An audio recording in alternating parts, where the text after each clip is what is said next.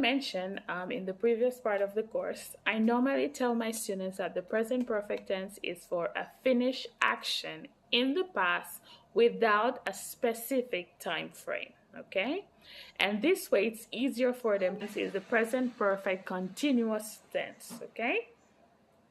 The present perfect continuous tense is telling us that it's ongoing. Remember, whenever you see the continuous tenses in English, you know that it's an ongoing action, okay?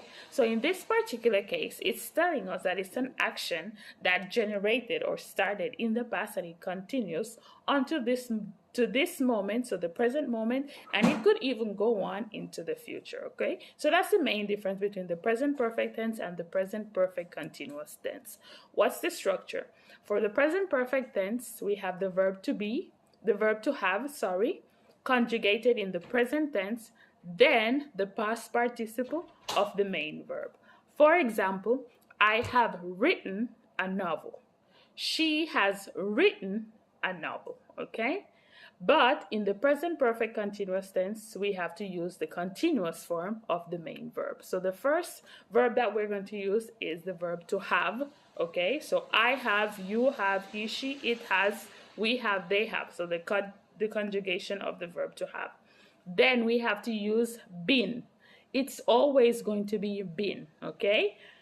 And then the main verb, we're going to add ing to the end of that verb. For example, I have been reading a novel since last week.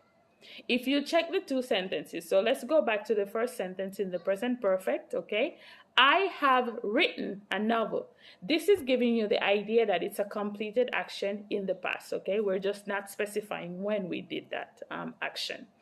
The other one says, I have been reading a novel since last week, okay? So this is indicating that it's an ongoing action that we started in the past and it's been going for like an entire week up to this moment, okay?